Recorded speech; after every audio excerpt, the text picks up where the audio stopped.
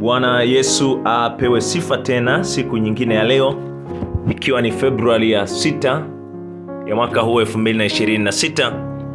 Tunaendelea na masomo yetu mazuri kwa ajili ya vijana wetu, na leo tuko na somo lenye kichwa kisemacho wanijengee patakatifu. Limejengwa katika kitabu cha Kutoka sura ya 24 mpaka sura ya 27, na lina fungu lake kuu linalotoka kitabu cha Kutoka sura ya 24 fungu la 6 mpaka fungu la 8. Nalo linasema, Musa akatoa nusu ya ile damu akaitia katika mabakuli, na nusu ya ile damu akainyunyiza juu ya madhabahu. Kisha akakitoa kitabu cha agano akakisoma masikioni mwa watu, akasema, hayo yote aliyoyanena Bwana tutayatenda, nasi tutatii. Musa akaitoa ile damu akawanyunyizia watu, akasema, hii ndiyo damu ya agano alilolifanya Bwana pamoja nanyi katika maneno haya yote. Tuombe. Asante Mungu wetu na mwamba wetu kwa agano uliloliweka nasi. Tusaidie tulielewe na kulipenda agano hili. Tunaomba tujue maana ya kila kitu kilichokuwemo humo. Asante kwa vile umetuepusha na yule mwanzilishi wa dhambi, kutokana na Mwanzo 3 fungu la 15. Kwa jina la Yesu Kristo, amina. Bwana akamwambia Musa na Haruni pamoja na vijana wake wawili wa kwanza, Nadabu na Abihu, watu 70 wa wazee wa Israeli, wakaribie kwa Bwana na kusujudia kwa mbali, na Musa ndiye akaribie. Musa akaenda na kuambia watu hukumu za Bwana, nao wakasema, yote aliyoyanena Bwana tutayatenda. Naye Musa akaandika maneno yote ya Bwana, na akaondoka asubuhi na mapema na kujenga madhabahu chini ya mlima na kumchinjia Bwana sadaka za amani. Musa akatoa nusu ya damu na kuinyunyiza kwenye madhabahu. Kisha akatoa kitabu cha agano na kukisoma masikioni mwa watu, akisema, hii ndiyo damu ya agano alilolifanya Bwana pamoja nanyi katika maneno yote. Basi Musa, Haruni, Nadabu na Abihu na watu 70 wakakwea juu ili kuonana na Mungu wa Israeli. Chini ya miguu yake palikuwa na kama sakafu iliyofanyizwa kwa yakuti samawi, kama zile mbingu zenyewe kwa usafi wake, naye hakuweka mkono wake juu ya hao wakuu wa wana wa Israeli, nao wakamwona Mungu, wakala na kunywa. Soma zaidi kuhusu mambo yalivyokuwa siku hii kwenye Biblia, maana watu wengi wamejiuliza, je, ni kweli walimwona Mungu kwa macho yao? Na je, Mungu alikula na kunywa nao? Tunafikiria kwamba hii ni lugha ya kianadamu. Mungu alifurahi kuwa na watoto wake, na hawa ndio walikula na kunywa. Bwana akamwambia Musa aende mlimani, na akampa mbao 2 za mawe ya amri 10 ili awafundishe. Aliandika kwa chanda cha mkono wake mwenyewe. Ndiyo sehemu pekee ambayo Mungu aliandika kwa chanda chake mwenyewe, isipokuwa pale Kristo alipoandika mchangani watu walipomshtaki Mariamu Magdalena. Musa aliondoka na Yoshua mtumishi wake, na akapanda mlima wa Mungu Horebu, na akawaambia wazee wamngoje mpaka atakaporudi, na akawaachia uongozi wa watu Haruni na Huri ili waje kwao wakiwa na shida. Wingu likamfunika Musa, na utukufu wa Bwana ukawa juu ya mlima kwa siku 6. Na siku ya 7 Mungu akamwita Musa atoke kwenye lile wingu. Musa akaingia ndani ya wingu hilo kwa siku 40 mchana na usiku. Kisha Bwana akanena na Musa kwamba awaambie wana wa Israeli watoe sadaka kila mtu ambaye moyo wake wampa kupenda. Sadaka hii ilikuwa ni dhahabu, fedha, shaba, nyuzi za rangi ya samawi, zambarau na nyekundu, sufi ya kitani safi, singa za mbuzi na ngozi ya kondoo wanaume zilizotiwa rangi nyekundu, ngozi ya pomboo, miti ya mshita na mafuta ya ile taa, na viungo vya manukato kwa yale mafuta ya kupaka, na kwa ule uvumba wenye harufu nzuri, vito vya shohamu na vito vingine vya kuweka kwenye naivera, na kifuko cha kifuani cha makuhani. Bwana akatoa maagizo akisema, na wanifanyie patakatifu ili nipate kukaa kati yao. Akawapa maagizo jinsi ya kujenga patakatifu. Kusudi kubwa la nyumba ya ibada au kanisa ni kuweza kukaa pamoja na Mungu, na kisha kuwa kielelezo cha kafara ya Yesu msalabani, naam, njia ya kuondoa dhambi kwa kuungama na kutoa sadaka. Warumi sura ya 3 fungu la 23 na Warumi 6 fungu la 23. Jengo hili lilikuwa mfano wa kivuli cha mahali patakatifu pa mbinguni. Hekalu hili la duniani lilikuwa ni mfano wa lile la mbinguni, na huduma zilizokuwa zinaendelea pale zingefanana na zile zinazoendelea kule juu mbinguni, kama inavyoelekezwa katika Waebrania 8 na 9. Akatoa vipimo vya mti wa mshita. Haikuwa nyumba ya umaridadi sana, ila ilikuwa mfano wa kule mbinguni. Musa alikaa muda akiambiwa kwa makini vipengele vyote vya kuijenga hekalu. Mungu hakuhitaji sana mahali pa kukaa, ila kama binadamu tunahitaji mahali pa kujifunza upendo wa Mungu, sheria yake na wokovu unaotufikia kwetu na namna unavyofika kwetu. Patakatifu ni picha sahihi ya mpango wa wokovu wa Mwenyezi Mungu kwa mwanadamu aliyeanguka dhambini. Bwana alitaka kutufundisha jinsi anavyochukia dhambi na jinsi ya kuondokana na dhambi ili tuwe safi na wenye haki. Ua wa nje ulikuwa na sehemu ya kutoa kafara, madhabahu na sehemu ya kunawa kuhani kabla ya kutoa kafara. Hema ya kukutania au hekalu lilibebwa kila watu waliposafiri. Paa na mapazia yake yalikuwa ya rangi za bluu, zambarau, dhahabu na nyekundu. Kila rangi iliwakilisha kitu fulani. Kwa mfano, bluu iliwakilisha sheria ya Mungu, nyekundu damu iliyomwagika ya kafara ya Masihi, na zambarau ufalme. Vipimo vyake vilikuwa urefu wa futi 50, upana futi 18 na kuelekea juu futi 18. Kulikuwa na frame za mbao 48, mbao 20 kushoto, mbao 20 kulia na mbao upande wa magharibi mwishoni. Patakatifu palitenganishwa sehemu mbili kwa rangi ya bluu, zambarau na nyekundu. Sehemu moja iliitwa patakatifu na ya pili patakatifu pa patakatifu. Sehemu ile ya patakatifu ilikuwa na mikate ya onyesho, madhabahu ya chetezo cha kufukizia uvumba na kinara cha taa. Mkate ukionyesha kwamba Mungu ndiye anatupatia riziki, na ndiye mkate wetu wa kila siku na neno lake. Na moshi ule uliwakilisha harufu ya manukato ya upendo wa Mungu ukichanganyika na maombi ya watakatifu yakienda kwenye kiti cha enzi. Vinara 7 vya taa ambayo iliwaka wakati wote ilionyesha kuwa Mungu ni mwanga na kweli inayong'aa milele. Ndani ya patakatifu pa patakatifu palikuwa na sanduku la mti wa mshita lililopakwa dhahabu, na ndani yake kulikuwa na mbao 2 za ushuhuda, yani amri 10. Sanduku hili liliitwa sanduku la agano kwa ajili ya amri 10. Maagizo aliyotoa Mungu yaliwekwa kwa pembeni yake.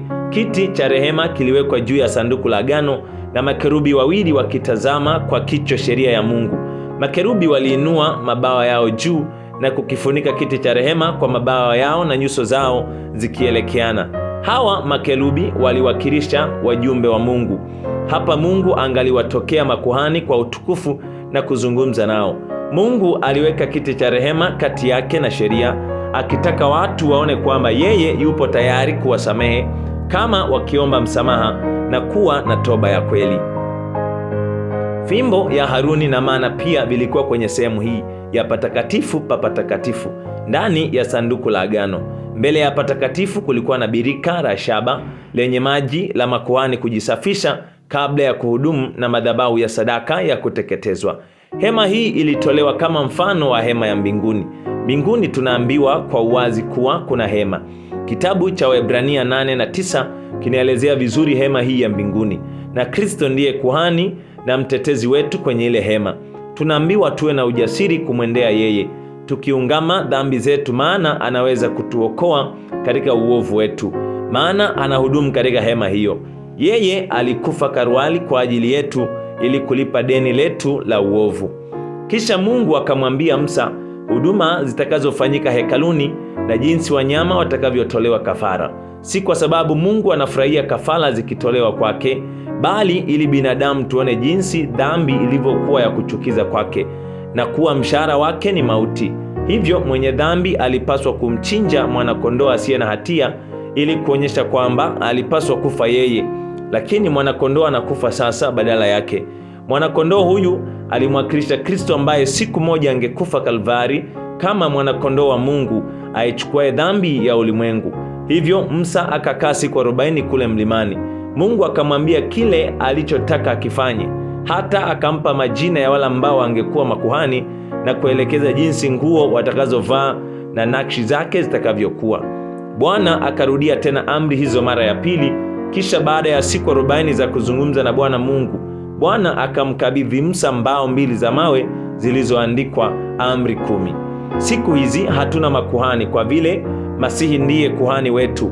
Hatuna haja ya kuchukua kondoo na kumwegemea mnyama huyu kwa kuonesha mfano kwamba anazichukua dhambi zetu, kwani mwana kondoo wa Mungu ndiye anayezichukua dhambi za kila mwanadamu, awe anajua au la. Masihi amezichukua dhambi hizi toka dhambi ianze, na hivyo mnyama wa kafara alikuwa kivuli au mfano wa kile Yesu alikuwa anaenda kukifanya msalabani mwaka wa 31 baada ya Kristo, na hivyo ndiye pekee anayetoa msamaha. Kuhani wetu aliye mbinguni anayetuombea na kutupa msamaha si mwanadamu. Leo hatupaswi kwenda kanisani au kokote kuungama dhambi kwa kuhani wa kibinadamu, kwani hakuna binadamu ambaye ni kuhani tena. Masihi alishakufa. Yesu alipotamka imekwisha, tetelestai, ukuhani wa binadamu ulikoma. Tena wachungaji, mapadri, waaskofu na viongozi wa kiroho, ila hawa sio makuhani.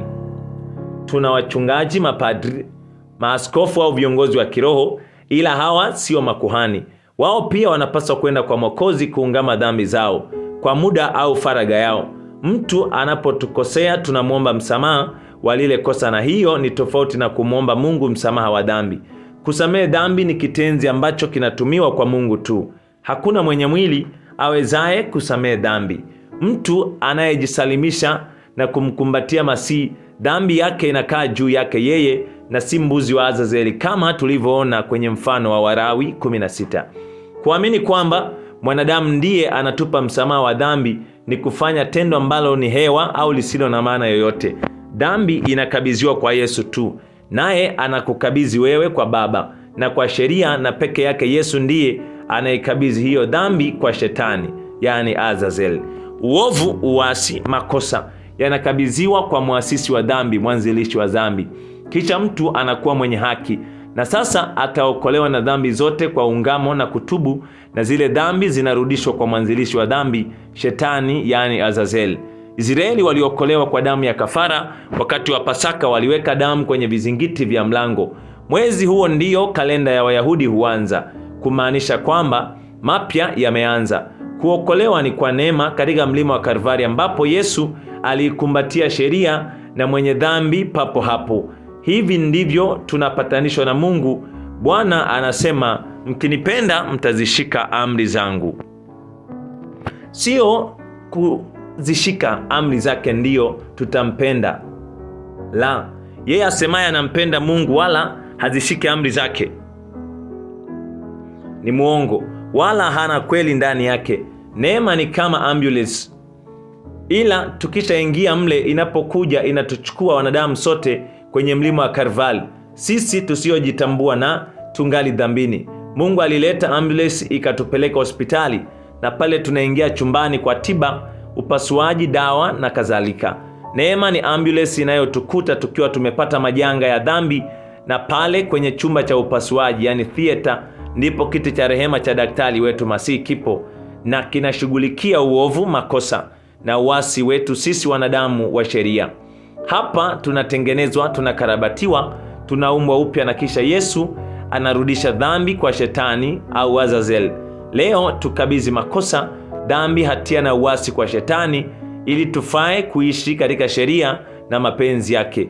Yesu ndiye kuhani mkuu na pekee. Soma zaidi Mambo ya Walawi sura ya 16, Yohana Injili sura ya 19, na mafungu yanayoshabihiana katika Injili na Isaya sura ya 53. Kumcha Mungu katika kweli kunachochewa na hisia ya ukuu wake usio na kipimo na utambuzi wa uwepo wake. Kwa hisia hii ya yule asiyeonekana, kila moyo unapaswa kuvutiwa sana mahali pa maombi ni takatifu, kwa sababu Mungu yupo, na kadri heshima na kicho inavyodhihirika katika tabia na mwenendo, hisia inayovichochea itazidishwa. Jina lake ni takatifu la kuogopwa. Mwandishi wa Zaburi anatangaza, malaika wanaponena jina hilo hufunika nyuso zao. Kwa heshima gani basi sisi ambao tumeanguka na ni wenye dhambi tunapaswa kulichukua kwenye midomo yetu? Leo pia nitakuacha na maswali. Hema ya kukutania ilikuwa kwa ajili gani? Taja sehemu 3 za hema. Taja fanicha 6 za madhabahu. Rangi ya dhambarau, nyekundu na bluu zilisimamia nini? Je, kumchinja mwanakondoo kulikuwa mfano au kivuli cha nini? Hema ya kukutania ilikuwa picha ya wokovu kwa mwanadamu. Jadili hili. Kitabu cha Waebrania sura ya 8 na 9 kinasema hema hii ni mfano wa ile ya mbinguni. Je, mbinguni nani ni kuhani? Kwa nini ni muhimu nasi kusamehe watu na kujisamehe wenyewe? Mungu akubariki sana kwa kuendelea kuwa mfuatiliaji na msikilizaji wa maneno haya matakatifu. Mimi ambaye nimekuwa nikikusomea na kukuletea masimulizi haya ni Barnabas Samuel Mlumbulila, na yeye ambaye ameliandaa somo hili ni Madam Grace Momadi. Mungu akubariki, na hadi wakati mwingine nikutakie usikilizaji mwema.